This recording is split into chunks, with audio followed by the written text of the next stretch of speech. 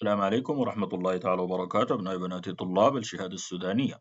معكم أنا دكتور صلاح الدين عمر عبد الله، بإذن الله تعالى أواصل معكم في شرح مقرر الرياضيات. وفي هذه الحصة حنواصل في الوحدة الأولى، وحدة الدوال الحقيقية والنهايات. الوحدة الأولى، الدوال الحقيقية والنهايات. هذا هو عنوان هذه الوحدة، وبإذن الله حيكون درسنا هو الدرس الخامس. الدرس الخامس، وفي الدرس الخامس حنواصل في النهايات، وحنستخدم بعض النهايات الهامة مواصلة في بعض النهايات الهامة. وتحديدا اليوم حيكون عندنا قانون كوش. قانون كوش هو حيكون مواصلة لبعض النهايات الهامة. إذا إن شاء الله حيكون هذا محور هذه الحصة، وأتمنى أن تكون حصة مفيدة بإذن الله تعالى. إذن موضوعنا هو قانون كوش. قانون كوش. وقانون كوش هو دائما بيستخدم في اللي هي النهايات الكسرية. طيب بالنسبة لقانون كوش، أولا إذا كان عندنا نون عدد صحيح، إذا كان لدينا نون وهذه النون عبارة عن عددا صحيحا وأيضا موجبا، شرطين: عدد صحيح وعدد صحيح موجب، فإن النهاية في هذه الحالة بتكون عبارة عن نهاية، وهي طبعا كسرية، س مرفوعة للقوة نون ناقصا الألف والسنون مقسومة على س ناقص ألف. وهنا عندما إن السين تؤول للألف، نهاية س السنون ناقص ألف السنون على س ناقص ألف، عندما س بتؤول إلى الألف. هذه بتساوي، أولا بنأخذ القوة في البسط اللي هي عبارة عن نون، بتكون مضروبة في ألف مرفوعة للقوة نون ناقص واحد. نون ناقص واحد، يعني الكلام ده ترجمته أو تفسيره بنقول اللي هو قوة البسط، قوة البسط مقسومة على، هنا لو أخذنا بيكون المقام أصلا هو واحد، ولذلك قوة المقام مضروبة في الحد. ألف هنا تمثل الحد الثاني، إذا الحد الثاني مرفوع لقوة البسط. قوة البسط اللي هي نون ناقصا قوة المقام هنا، واللي هي بتمثل واحد. إذن هذا هو قانون كوش: قوة البسط على قوة المقام ضرب الحد الثاني اللي هو الألف مرفوع لقوة البسط ناقص قوة المقام. لدينا نتيجتنا اللي هي مستنتجة من القانون الماضي. النتيجة هي ببساطة جدا اللي هي هنا حنضيف نهاية س والسنون ناقصا ألف والسنون على المقام حيكون س مرفوعة للقوة بدل واحد ميم، يعني عدد أكبر من الواحد، ناقص ألف والسميم، وهنا عندنا السين بتقول إلى الألف. إذن في هذه الحالة حتساوي، حناخد قوة البسط على قوة المقام اللي هي بتصبح لنا نون على ميم مضروبة في الألف اللي هو الحد الثاني مرفوع للقوة نون ناقصا الميم. يعني هذه هي النتيجة المستنتجة من قانون كوش. تعالوا مع بعض نأخذ بعض الأمثلة التطبيقية. مثال واحد. مثال واحد. في هذا المثال جت نهاية س مرفوعة للقوة 4 ناقص 625 مقسومة على س ناقص 5 عندما إن السين تؤول إلى الخمسة. بنلاحظ س أس 4 ناقص 625 على س ناقص الخمسة. إذا هنا عوضنا قيمة س في النهاية بتكون عندنا في البسط حيكون صفر وفي المقام صفر. بما إنه الإجابة صفر على صفر إذا بنسعى للحلول البديلة، ولذلك هنا بنستخدم في هذه الحالة اللي هو قانون كوش. إذن الحل، طبعا أنا هحل من الحل أو من ضمن الحل اللي هو بنعوض تعويض مباشر. بعديها بنجي نستخدم قانون كوش اللي هو حتساوي لنا نهايتنا. أنا عندي س أس 4 هذه بتكون موجودة ناقص عندنا في المقام س ناقص 5. يبقى 625 دايما بتحلل لهذه القوة الموجودة وهذا العدد الموجود. إذا معناه عبارة عن 5 مرفوعة للقوة 4. 5 أس 4 هي ب 625.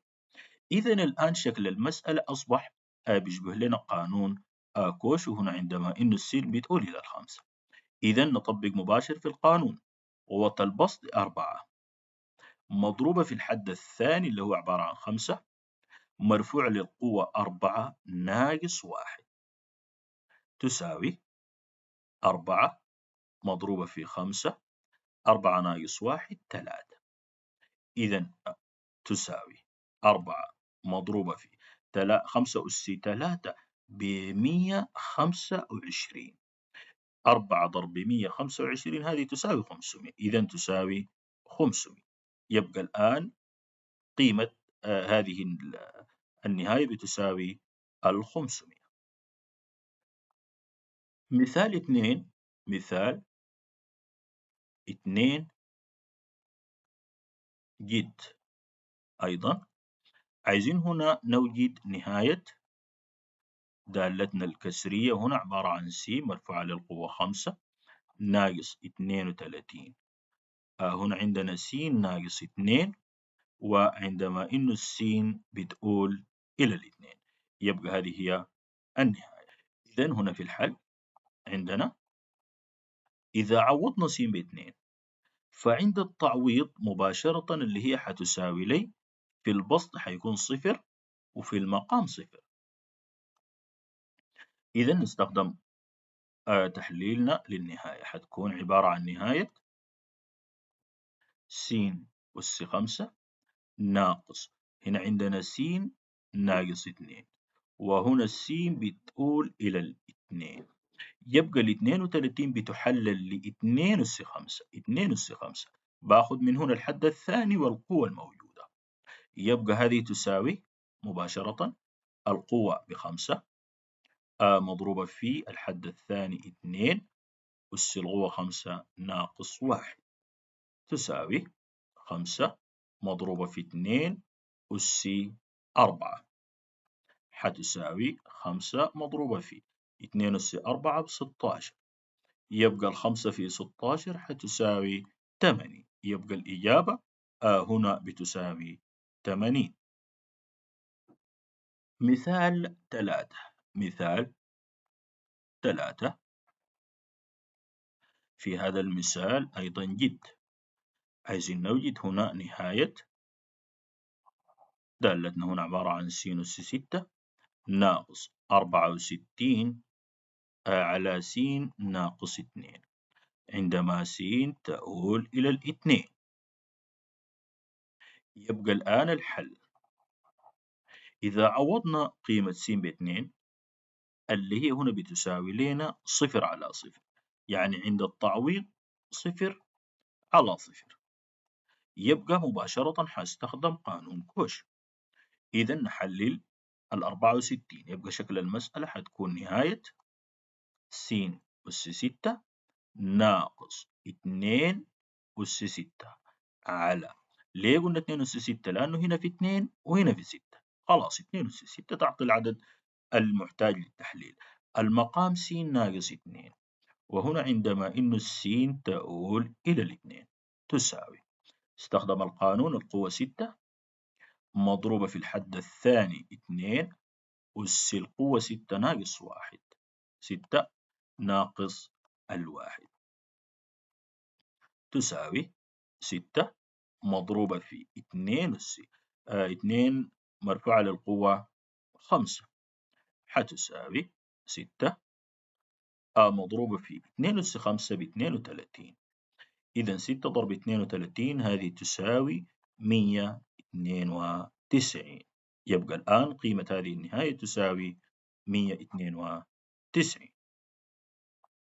مثال 4. مثال 4. في هذا المثال أعطاني هنا نهاية مسألة جاهزة س أس 4 ناقص 6 أس 4 على س ناقص 6 عندما س تؤول إلى 6. هذه المسألة محللة جاهزة، ولذلك في الحل عند التعويض المباشر حيكون البسط هو 0 والمقام هو 0. إذا المسألة جاهزة، معناها حنعوض تعويض مباشر. يبقى نهاية س أس 4 ناقص 6 أس 4 على س ناقص 6 حتساوي القوة هي 4 مضروبة في قوتنا في الحد الثاني 6 أس 4 ناقص 1 حتساوي 4 ضرب 6 القوة حتكون 3. إذا تساوي 4 مضروبة في 6 أس 3 هذه بتعادل لي 864. تعادل 864 اللي هي 6 ضرب 6 ضرب 6 ضرب 4 تعطيني هذا الرقم. مثال 5. مثال 5. في هذا المثال هنا أعطاني نهاية لكن في شكل جذر س ناقص جذر الألف على س ناقص ألف، وعندما إنه السين تؤول إلى الألف. طيب هنا الجذر ما في إشكالية، الجذر معناه هو أس نص يعني. يبقى في الحل إذا عوضنا س بألف حيكون البسط عبارة عن 0 والمقام أيضا 0. يبقى نشتغل على البسط. إذا هنا حيكون لنا نهاية، ماذا تعني جذر س؟ معناها س أس نص ناقص ألف أس نص على المقام س ناقص ألف، وهنا السين تؤول للألف. يبقى تساوي الآن القوة هي نص مضروبة في الألف أس القوة نص ناقص 1. إذا تساوي النص موجود والألف قوتها حتكون نص ناقص 1. نص ناقص 1 بناقص نص بناقص نص. إذا هنا حتساوي الألف أس سالب نص، معناها أول شيء النص جذر، لكن بالسالب معناه بينسحب في المقام. يبقى شكل المسألة 1 على في 2 موجودة والألف تحت الجذر بهذه الصورة. يبقى الحل حيكون 1 على 2 جذر الألف. 2 جذر الألف. سحبنا الألف هنا في المقام لأنه إشارة القوة بالسالب، إشارة القوة بالسالب. مثال 6. مثال 6. في هذا المثال معطى نهاية دالة البسط عبارة عن س أس 5 ناقص 3 أس 5 على س أس 4 ناقص 3 أس 4، وهنا عندما إنه السين بتقول إلى 3. هنا أعطاني لي أيضا جاهزة، لكن في قوى للبسط وأيضا قوى للمقام. يبقى إذا عوضنا س ب3، البسط حيكون صفر والمقام أيضا حيكون صفر. إذا حنبدأ في فكرة الحل، وقلنا هي جاهزة. حستخدم لها نتيجة قانون كوش اللي هي عبارة عن نهاية س أس 5 ناقص 3 أس 5 على س أس 4 ناقص 3 أس 4، وهنا عندنا السين بتقول إلى 3. إذا تساوي، الآن هنا في قوة للبسط وقوة للمقام. إذا ناخذ قوة البسط هي 5، قوة المقام هي 4. يبقى الكسر 5 على 4 مضروب في الحد الثاني اللي هو 3، والقوة 5 ناقص 1. 5 ناقص 1، إذا حتساوي في هذه الحالة، أو 5 عفوا، هذه 4 وليست 4، هذه 4.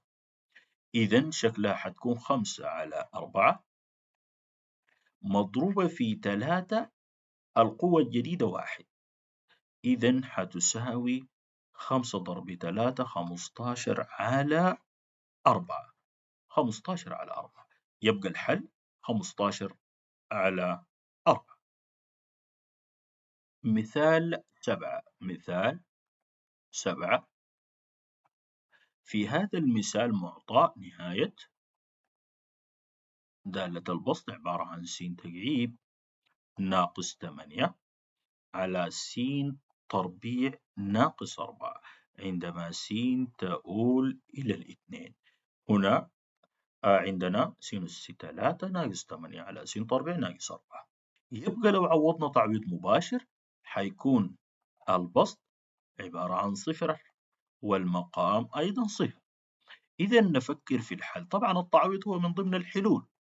إذا هنا نحلل البسط والمقام، يبقى شكلها نهاية س أس 3 ناقص، وهنا عندنا س تربيع ناقص. أجي أقوم أحلل الثمانية. الثمانية اللي هي طالما في 3 معناه عدد ما أس 3، إذا العدد هو 2، والأربعة أيضا عبارة عن 2 أس 2. خلاص كده بكون حللت الثمانية، حللت الأربعة. إذا تساوي قوى البسط 3 على قوى المقام 2 مضروبة في الحد الثاني اللي هو 2 أس القوة 3 ناقص 2، حتساوي 3 على 2 مضروبة في، هنا حيكون 2 أس 2، 3 ناقص 2 ب1، إذا هنا 2. أختصر الاثنين مع الاثنين تخلص، حيكون باقي فقط 3. إذا الإجابة هنا تساوي 3.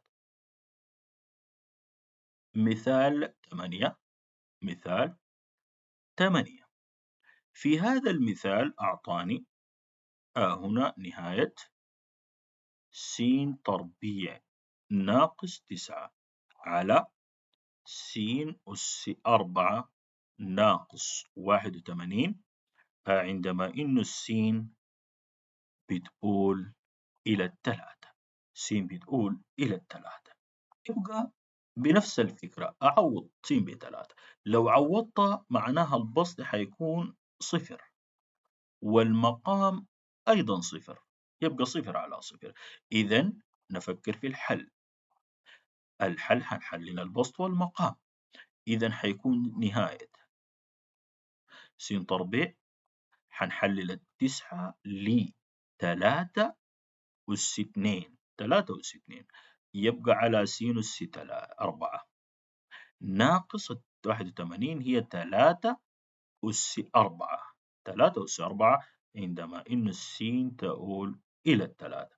الآن المسألة أصبحت جاهزة. أطبق تساوي قوى البسط 2، المقام 4، إذا 4 على 2 مضروبة في الحد الثاني هو 3، قوة البسط 2 ناقص قوة المقام 4. أختصر الاثنين والأربعة، هذه حتساوي نص مرفوعة للقوة. هنا عندنا 3، 2 ناقص 4 بناقص 2. يبقى الآن حاقوم أنزل الكسر تحت اللي هو 3 أس 2، إذا تساوي نص مضروب في 1/3 نزلناها عشان هنا عندنا السالب، إذا حتساوي 1/2 ضرب 1/9 حتساوي 1/18. إذا الحل النهائي لهذا السؤال هو 1/18. بهذا المثال تحديدا بيكون أخذنا أمثلة كافية جدا عن استخدام قانون كوش، وبكده انتهت حصتنا لهذا اليوم، وإلى أن نلتقي في حصة أخرى بإذن الله تعالى. ما تنسون من صالح الدعاء وتنسوا الاشتراك والدعم لهذه القناة بحيث أن نجد فيها كل الجديد والمفيد بإذن الله تعالى. السلام عليكم ورحمة الله وبركاته.